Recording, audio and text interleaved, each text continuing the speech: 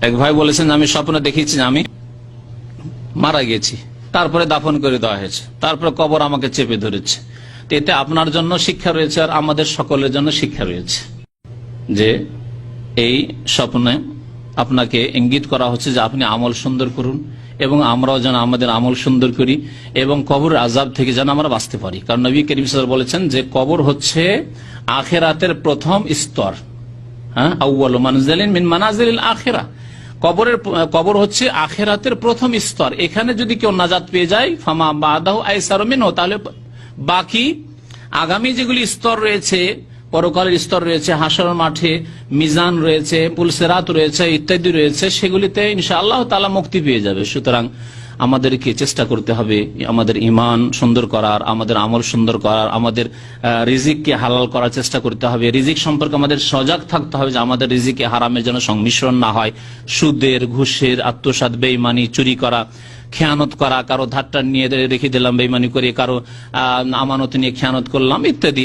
মানুষের হক নষ্ট যাতে না হয়, আল্লাহ পাকের হক নষ্ট না হয়, ফারায়েজ ওয়াজিবাতে ত্রুটি না হয়, ফজরের নামাজে ত্রুটি না হয়। নবী করিম সাল্লাল্লাহু আলাইহি ওয়াসাল্লাম বলেছেন যে ব্যক্তি ফজরের নামাজ পড়বে সেই ব্যক্তি জান্নাতে যাবে।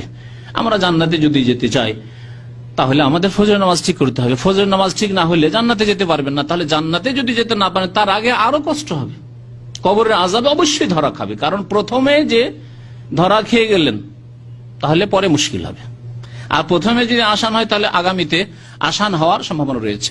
আল্লাহ পাক প্রথম ধরবেন এই কবরে ধরবেন। এই জন্য অধিকাংশ মানুষ উলামায়ে কেরাম বলেছেন এবং সহিহ হাদিসের সমর্থন করে যে কবরে এমন কোন মানুষ নেই যে কবরের চাপ থেকে, কবর যে চেপে ধরে তা থেকে বাঁচতে পারে।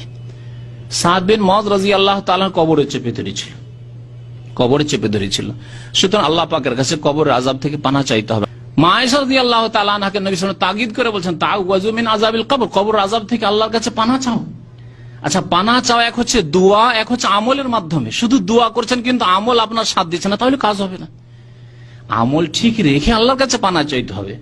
আপনি ফজরের নামাজ পড়েন না আর যোহরের নামাজে বসে বলছেন আল্লাহুম্মা ইন্নী আউযু বিকা মিন আযাবিল কবর, কাজ হবে না।